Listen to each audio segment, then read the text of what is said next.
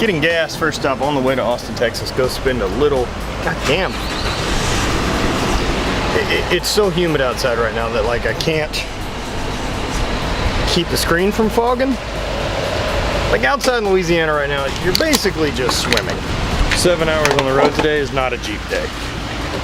Woof. Be fucking broken when I got there. Not to mention, the Jeep ain't ready to make a trip like that. Probably never will. About 2 hours into the 7-hour drive.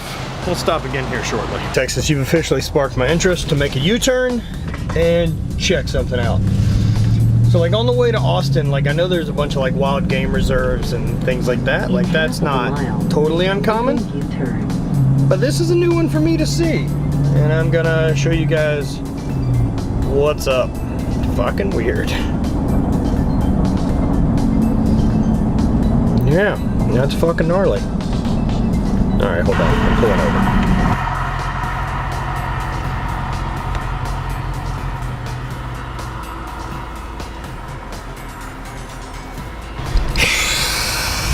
Just zebras off the side of the road. Alright.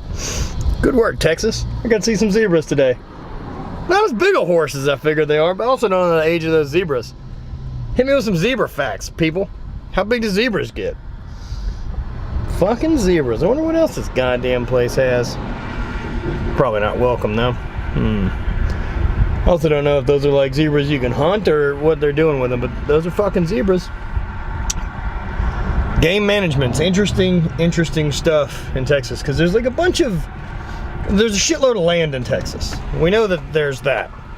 But then there's a bunch of species of like African animals that are thriving like on high-fenced farms and managed that are struggling in Africa. It's not terribly different climate, I guess. I don't know. I'm not a fucking animalologist, zoologist, but those are fucking zebras. That made my day. Pretty excited on my way into Austin. I'm gonna go stop by and talk with a guy, Chris, who runs like a custom knife making company, Humble Blades. I'll put a link down below to their Instagram.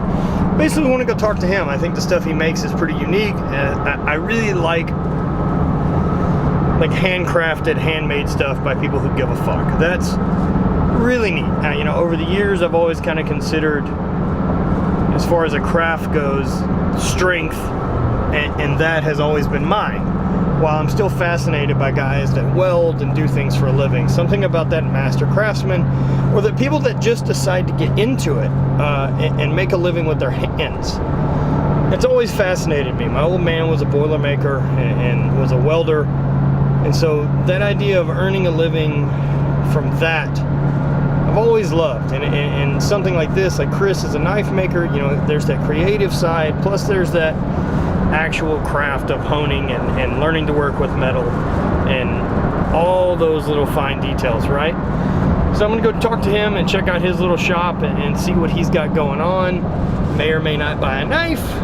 I like knives. I like nice stuff, you know, something like that, and maybe a little bit more expensive a knife, but you've got it forever. So let's go see what he's got to say and see what his shop's all about.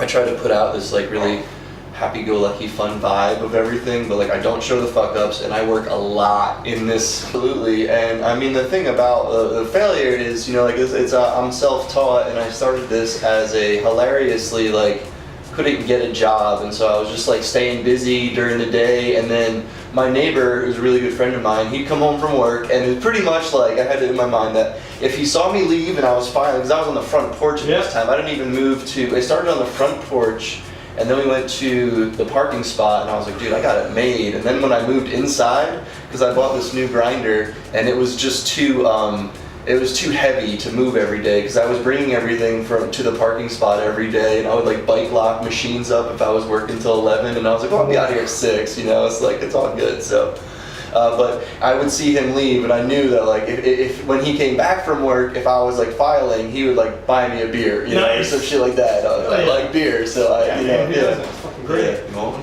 Oh yeah, I'm not gonna fucking turn down a beer. It was a funny like, let me see what I can come up with as an excuse in between jobs, you know, to potential employers, like, oh, so what are you doing? Because I took the unemployment vacation from a job, and I was like, all right, I'm, you know, 6 months. What were you doing before? I was doing like marketing and graphic design, and you know, just like thinking I was, you know, just like all this. It's kind of you know, that's a kind of an interesting way to think about it. And so that's like the joke or like a resounding theme of like, oh, well, it's fucked up. And well, it's handmade. And then right. I was talking to a knife maker. I've had one person ask for their money back, which was a bit of a shock, you know, but I gave them their money back because I'm really, another thing, like this is like, I wanted to start a company. I didn't know I'd be a knife maker. I wanted the opportunity to give somebody their money back because they thought I fucked up, and we agreed that I fucked up. I disagreed, but I was like, hey, customer service, you know, like it's easier to just have that guy still happy. Yeah, and he'll never buy one again, and I'll never sell him one again. But he's not out talking shit. Yeah. But if he is, he has no right to, and that's, you know, like my ears ring all the time, and it's either, you know, my joke is if it's this one, it's good, if it's this one, it's bad, and so that's why, you know. Yep. So the conversation with Chris from Humble Blaze is really, really cool, and I just love the direct correlation, right, between how I feel about strength training as a craft and how I feel about strength that I've spent my lifetime, basically now 20 years, trying to build and understand and how to master, and what can do this, and specialty bars and all these little tools and intricacies outside of just the barbell, right? That a lot of that carries over to what he's doing with knife making. A lot of that is very similar. I love that type of thing. I love that the idea of the hate can go everywhere, that this idea of pushing yourself and not accepting that today was good enough is okay, that you can expect more, you can be better, you can push harder, you can outwork, you can do all of these things. Are a choice. They're a choice to do, instead of just waiting with your fucking hand out to think that someone owes it to you. No one owes you shit. I mean, this is, you know, everyone talks to me about this. Oh, you have such a positive attitude regarding your knee. Why? It's because I don't understand a different way to feel about it. I've been very, very fucking lucky. It's a goddamn, it's like I can't compete in my hobby. It's not like my wife leaves me, or that I can't work, or I can't earn a living, or any of these things, right? It's I don't get to participate in a hobby that I loved. And I got to do it for 10 years at the highest level possible for that sport. Like, no one owes me shit. I don't have bad luck. It's just how it is. There's a cost that we all have to pay to do the things we want to do. And mine right now is this knee.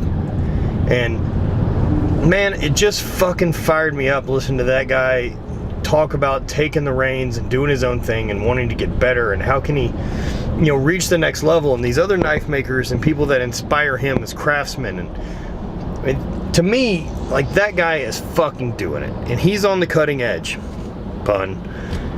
He's on the you know, right at that new spot in his life with this new business, and he is gonna make his own path. And he's not rushing, and no one owes him this premium because he's making these knives. He knows that his skill set isn't there yet to charge these obnoxious amounts for knives, but things are worth whatever people are willing to pay for it, and that's something that we both agreed on. And I just want to talk to more people like that. So I'm kind of considering, as I travel and I end up with interesting people, that I want to record more conversations, and like long form conversations, and maybe air those as a podcast. I know I spoke with Jim McD from the Powercast, and he had mentioned that, you know, if I do have an interesting conversation with someone like this and I recorded, that maybe that could be a home for it. So I'm going to play around with that idea and see what I can do, and if the opportunity presents itself. I don't want to try to force anything right now with a weird schedule, But I do think I end up having some very, very interesting conversations that I would love to be able to share long form and not try to chop up into, you know, a 10-minute video. That there's really some good stuff out there, and there's some amazing people in different fields, whether it's strength or fucking anything that interests me, to be honest. I've got a lot of interest in whatever is going to excite me. It's just passionate people. So, on that note, I'm in the midst of trying to get my fucking ass all the way back to Louisiana and sitting in traffic outside of Houston.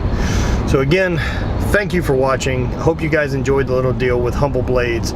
Click down below. I've got a link to all Chris's stuff.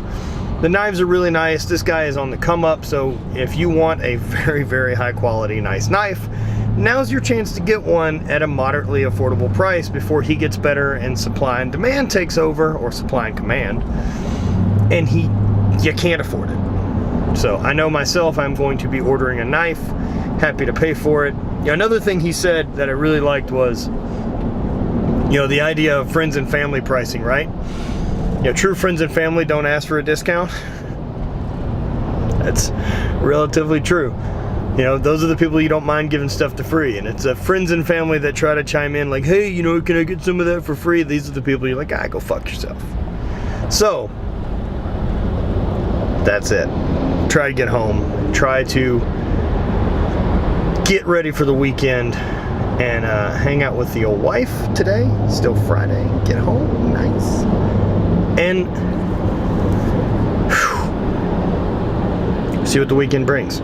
As always, thank you guys for hanging out. I hope you like the channel. Let me know down below what you guys think about maybe the idea of some type of a podcast from myself. I